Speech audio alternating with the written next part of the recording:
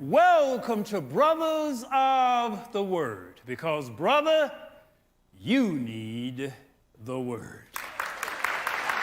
And as you know, I am in the middle of a series that God had directed me to do on the 8 mission statements that actually He gave me for my company.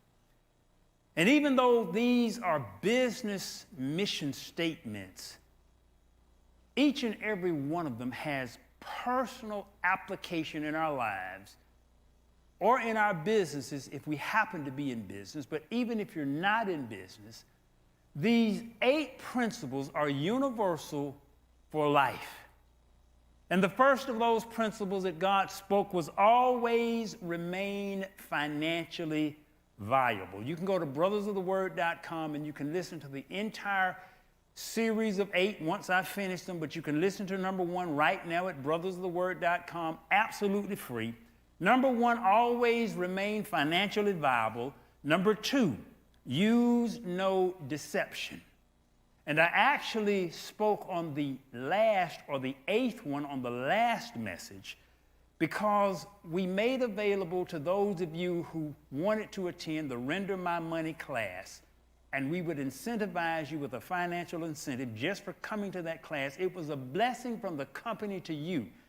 And that 8th mission statement that God gave me was, as we are blessed, we shall bless others. And today I want to deal with a 3rd of the mission statements that He's spoken to me.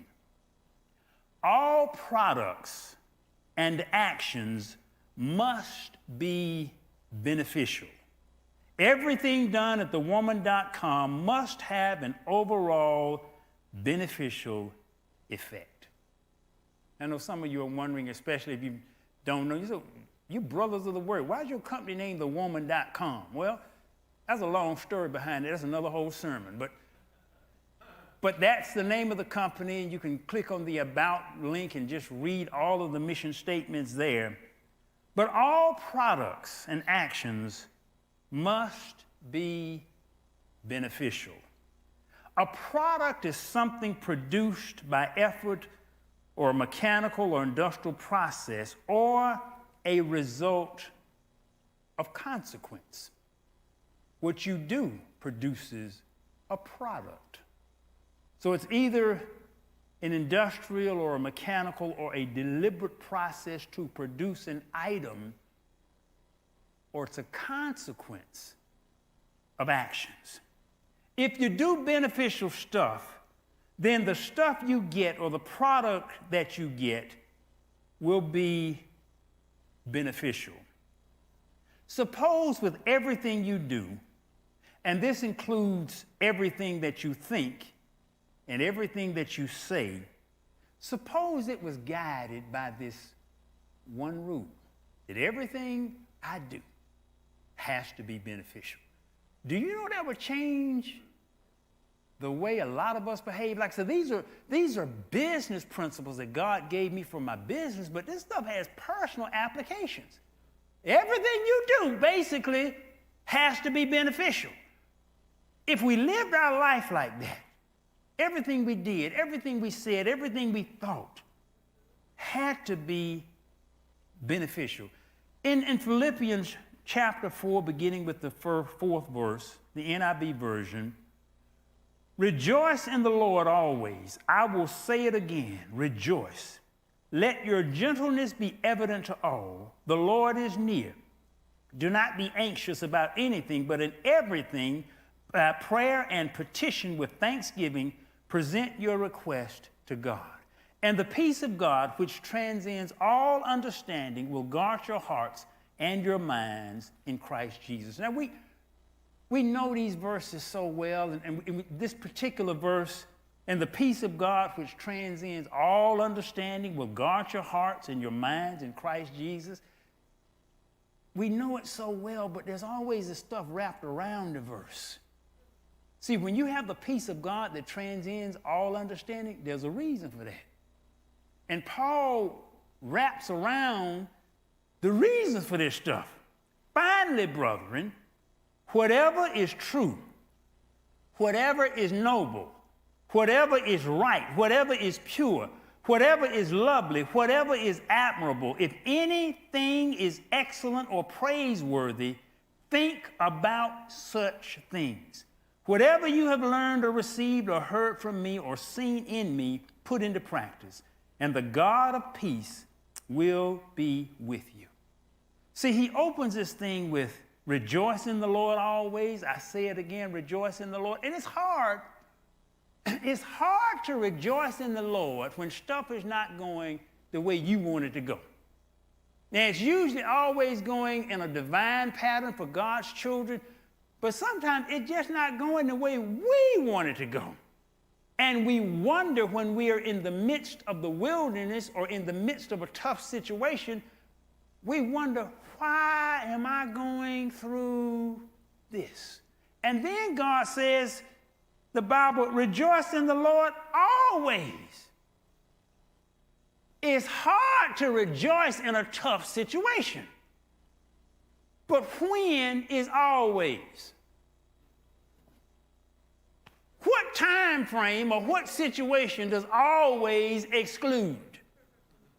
Rejoice in the Lord always. Lord, what about when I can't pay my bills? Rejoice in the Lord always. Lord, I just caught my husband with another woman last night. Rejoice in the Lord always. Lord, I just got a terrible doctor's report. Rejoice in the Lord always. See, the time when you truly need Christ are two general extremes. You generally need Christ the most when you are going through something real tough. And you generally need Christ the most when stuff is just going real good. Because when stuff is going real good, that's when folk really got away from God. When stuff is going really good, that's when folk forget about God. And when stuff is going really tough, that's when it's often hard to see God. But here, Paul says, rejoice in the Lord always. I will say it again, rejoice. And he goes through this, but he says, this is what you need to do to be able to rejoice. He says, basically, let everything come out of your mouth be beneficial. If you really want to rejoice and you really want to have joy in the Lord, I'll go some places sometimes with see Elijah. And they hear him and they hear his laugh. And they say, I know that laugh. He's got this infectious laugh that's distinctive. And I hear people, when I'm out with see Elijah, they often don't mention what a great word he had. Oh man, that was some real deep revelation I got from you watching. You know what they usually talk about? Man, your laugh. I love your laugh. I know that laugh. It's a symbol of rejoicing. But one thing I can tell you about see Elijah, you just can't get anything negative out of him. You can't get anything negative out of him. He just will not say anything negative about anybody. I'm working towards that, but I'm not there. Y'all said pastor not there. Y'all said y'all pray for pastor. I'm not there. Because sometimes I just have to wrestle with and deal with some situations. I have to just deal with some booger bears. And I call them booger bears when I have to wrestle with a booger bear. So I have some challenges living up to what Paul has said here in Philippians. I have challenges with that, but I understand the principle. When you only have sweet stuff in your mouth, you don't get the bitter that gets in your system. And if we can understand that, and if we think, if everything I do, if everything I think, and if everything I say is beneficial, not necessarily true, because that's what the logical earthly mind will come back with. Yeah, I said it, but it's true. It's true.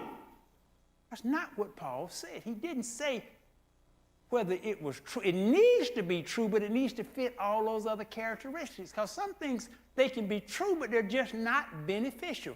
Right now, we're in the midst of a political campaign. And if you watched any television longer than 10 minutes, you're flooded with ads. And all of the ads, there's nothing beneficial. Oh, it's like they did this and they did that and they low down with this. And it's all just all of this negative stuff. They're slinging mud back and forth and back and forth and back and forth and back and forth. And I can pretty much guarantee you, with that much bitterness in your mouth, it's hard to have joy in your heart, because it gets down in the root of your soul.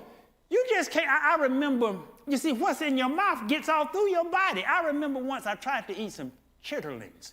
That's the technical pronunciation of chitterlings, but we call them chitlins.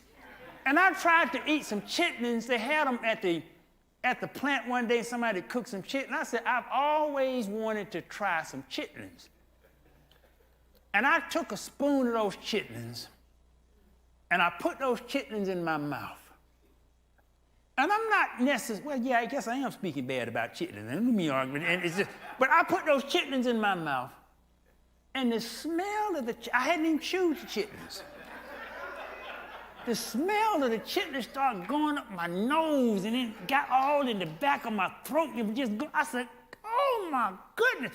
Now see, first of all, you must understand, food is personal and it is opinionated. That's why you can go to, when we went to China, we saw them eating all kind of stuff. They brought us out a whole plate of meat, and James was just looking out. We didn't even touch the stuff, because we couldn't even figure out what it was. It just looked horrible. But for them, it was a delicacy. So it's not that it is negative. It is opinionated. But for me, because I was not used to chitlins, and I'd never had any chitlins before, and they smell like boo-boo, so to me, when I put them in my mouth and the stuff was going, it went all up my nose and all back in the back of my throat and all, and I had not even chewed the chitlins. But the chitlins looked like went all over my body. And I went, I couldn't even, I knew I wasn't gonna make it down with those chitlins. And it's not just chitlins. I had the same issue. We were in France and I tried some escargot, which is snails. I just wanted to see what they taste like. And I started, I couldn't make it down with the escargot. See, escargot is the upper end of chitlins. I don't care what you call it, it's the upper end of chitlins. So I couldn't make it down with the escargot, just like I couldn't make it down with the chitlins, but it left an odor and a taste, and it went all through my body just from having it in my mouth. And it is that way when you don't have things that are beneficial in your mouth. When you speak negative of others, and when you got all this bad mouth and stuff, it goes, there's something about it, the minute you start talking negative, all of the stuff that's not on this list that Paul talks about, when we begin to talk about this, it goes all through our spirit, and you cannot rejoice because you got bitterness in your mouth. Everything that we do needs to be beneficial, true, noble. The King James Version says honest. Right, the King James Version says just, pure, lovely, admirable, or good report, excellent. If there be any virtue, if there be any praiseworthy, think on these things. Capital One has a commercial about a credit card. And it asks the question, what's in your wallet? I want to ask you the question, what's in your mouth? What's in your mouth? Because it gets all over. Whatever you got in your mouth, whatever you're chewing on, whatever you're talking about, it gets all over you. It gets all over your spirit. It gets all down through your bones. It gets all through your organs. What's in your mouth? Everything that you do in this company needs to be beneficial. You know, I won't even write. I travel a lot. I will not write negative reports. I just won't do it. And sometimes I've stayed at some places, to be honest about it, they needed some negative stuff written about them, but I won't write it. And I think to myself, well, maybe if I tell folk about this, maybe it'll help some other traveler and they won't come here. But I won't write it. Because one thing about it, you generally won't have a problem with folk writing negative stuff. Trust me, if something's wrong, folk are 10 times more likely to write about it and say something about it than if something is right. So I don't have to worry about the word. If it's something negative, trust me, some other travelers are going to say something about it. I generally will not put it in my mouth. I'm trying to get like see Elijah. And I will not put it in my mouth because it's more important than what's in my wallet, what's in my mouth. Everything needs to be beneficial. And when you think about it, when I thought about the mission statement at first, you think everything that I do must be beneficial for others, but that's not what God spoke to me. And I didn't realize this until recently as I was working on the series. That's not what he spoke to me. See, I'm thinking everything I do, it has to be beneficial, it has to be beneficial for others, but that's not what God said. He said all products and actions must be beneficial. I said, that's me too. See, when you are beneficial for others, you're beneficial for you. And that's what's hard a lot of times for us to understand. This statement applies to us personally. Suppose everything you did was beneficial for you, and you thought that way. Now, I'm not talking about the extreme self-centered view where all you do is just think about me and mine and myself. No, no. Because when you help others, when you understand the higher level, that benefits you. It changes, it helps, it frees your spirit, it brings blessings back to you. It creates a greater joy within you. So you understand when you help people, it does benefit you. So suppose you had the thought pattern. Everything I do has to be beneficial for me. Do you know what changes that would make? And if we just thought of this one little thing, will this be beneficial for me in 3 days? Because sometimes the immediate is not what we need to look at. Will this be beneficial for me in 3 days? I've told you over and over, we had a testimony on Christmas about one of the members overcoming addiction, and I had to get him to say, I've been addicted myself. I'm still addicted. I have a sweet tooth. I have a challenge with that thing. And on Thanksgiving, because of the social distancing, we had our food catered in to the family. And the caterer brought 2 pies that we paid for. He brought a pumpkin pie and he brought a potato pie. And then he said, because you all are such good customers, I'm bringing you this apple blackberry pie. So we had 3 pies. The pies were cut into 6 slices per pie. And I told them when I saw those pies, these pies are not good for me. I don't have diabetes or anything like that, but I don't want diabetes or anything like that. So I knew the sweets were just not good for me, so I said, I'm not going to partake of this pumpkin pie. I'm not going to partake of this potato pie, and I'm not going to partake of this other mixed berry pie. I'm not going to have a single slice. And then one of my sons says, I'm going to have 3 slices.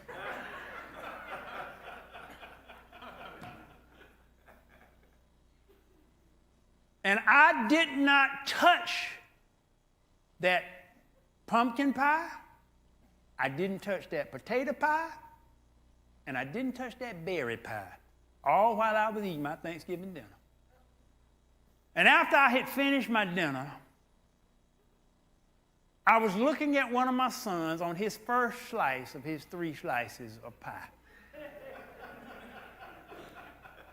And the pie looked good. I knew without question that the pie was not good for me. But the pie looked good. And then I was wondering, well, what did the pie smell like? I have this scientific mind and this curiosity. So what did the pie smell like? So I went over and I looked at the pumpkin pie that now had 2 slices missing because my son was just about finished with his slice, and I just took a whiff, just a whiff. I didn't do nothing, not like somebody snorting cocaine. No, I just took just a whiff. And the pie looked good. And the pie smelled good. And then I thought to myself, have you all ever thought to yourself? You know, after you know without question, this is a thing that is not good, it's not beneficial for me. I know the reasons why it's not beneficial for me. I know without question I would be far better off without this thing. But I thought to myself, have you all ever thought to yourself, even after you know all of this stuff, I thought to myself, one little slice can't hurt anything. You know, that's what I thought to myself. One little slice. My son George, in his message on Friday, he spoke from just a taste. Powerful, powerful message. You need to go to brothersoftheword.com and just listen to just a taste. But I thought to myself, one little slice can't hurt anything. Because first of all, it's not what it is, it's whether you do it in moderation. You go to thinking, and you go to talking to yourself. And surely, one little slice ain't gonna bother me. I looked at the weight to ratio of, because all poison and medicine is based on a dosage per body weight. So I said, look, I'm 185 pounds. This little pie can't be but a few ounces. That little ratio, that I can handle that. One little slice. So I took a 1/6, because it was divided up into 6 pieces, this big old 10-inch pie. So it was a fairly large slice. The pie looked good. And the pie smelled good. And the pie tasted good. So I ate the pie. And just to go ahead and get to the end of the story, I ate the pie, but by the time we got through with everything, I had eaten a slice of the pumpkin pie, I had eaten a slice of the potato pie, and I had eaten a slice of the apple blackberry pie. I had 3 pieces of pie. And I'm sitting here looking at myself in awe. How did I eat 3 pieces of pie? And then it came back to me when my son said, I'm going to have 3 pieces of pie. And somehow that thing got down into my soul. And I found myself. So, people, what I'm telling you, and there's a whole bunch of lessons just in there. Number one, don't if it's not beneficial, don't even bring it in your house. Don't even bring it in your house. If you know it's not beneficial, I'm not saying whether it looks good. I'm not saying whether it smells good. I'm not saying whether it tastes good. I'm saying you know it's not good for you. Don't even bring it in your house. Because if you bring it in your house, some of us cannot handle temptation. My brother often says when you face temptation long enough, you basically will only find where your breaking point is. Don't even bring the stuff in your house. And it's not just food, it's whatever is not beneficial for you. Some of y'all don't need to bring some folk in your house or go over to their house. Whatever is not beneficial, you need to first of all avoid. And this thing, it can change your world you think everything I do, everything I think, everything I say needs to be beneficial for others and for me. And will this thing benefit me in 3 days? See, because sometimes you can't, because to be honest about it, while I was eating that pie, it was beneficial. While I was eating that pie was beneficial because that potato pie, oh my goodness, that pumpkin pie, he had some ginger in the thing and some cinnamon in it. Oh my, he was a master chef. The chef was Showcase Eatery. This fella is a master. That pie was on the berry pie. I never even had any berry pie. Like that berry pie was just so good, I almost had me crying. It was just good. It was just good. So it's not the question of whether it's beneficial to you at the time because you enjoy it at the time. That's why you have to ask yourself, will this benefit me in 3 days? It wasn't even benefiting me in 3 hours, but at the time it was good. Everything that you do, that you think, that you say needs to be beneficial. And sometimes God will take you to different levels in life. I'm flying to Ecuador this evening. And I'm going to be there in the exact, it's where God told me to be in the center of the earth. I'm going to be in the middle of the earth when the new year comes in. And I was thinking this morning, do I rent a car or do I just take a taxi or an Uber to the place where I'm staying? And I'm thinking, which one will save me the most money? And God says, I want you to change your thinking. Change it from which one will save me the most money to which way will bless others more. And that's a whole different way of thinking. So when I thought about which way will bless others more, I said, I need to take a taxi. It's going to bless the car rental company, but that's a big national chain. Probably not going to make them that much difference. That taxi driver or that Uber driver, it will make a big difference too. So I decided not to rent a car. I'm going to take a taxi or an Uber. And then I read up on some of the driving condition in Ecuador. I'm glad I am taking a taxi and an Uber. When you seek to be beneficial to others, the thing comes back and it's beneficial to you. So instead of me trying to worry about the traffic and the crazy driving over there and all, and they talk about how they got all these curves around these mountains, folks just roll off the mountain. So instead of me having to worry about all of that, I can just sit back and relax. So when you try to be beneficial to others, that thing will come back and it will be beneficial to you. And I even think about when we're developing products, that beneficial thing, it overlays everything that we do. And I have one statement that I ask. Would I give this to my family? And if I wouldn't give it to my family, we won't put it on the market. There were some products, they were talking about energy products. I said, no, the only way to do this right and to make it really work, you got to put caffeine in it. I wouldn't want my kids taking that. I wouldn't want my wife taking that. So if I won't give it to my family, I'm not going to give it to the public. Simple as that. So I know it's a lot of money in it, but that's what God said. My third thing, everything must be beneficial. That ain't beneficial. That stuff will drain the adrenal glands over a period of time. It's not going to be beneficial. It's going to be beneficial in the short run, but in the long run, it's going to be detrimental. We can't do it. So those mission statements, they guide us into everything that we do.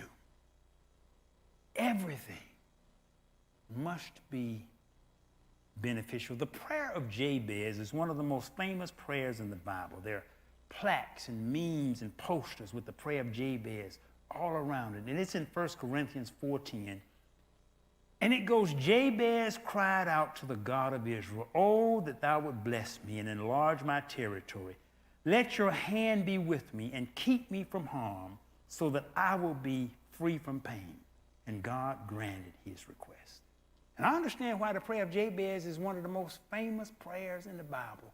I understand why people got it hanging on their wall. Oh, that you would enlarge me and increase my territory.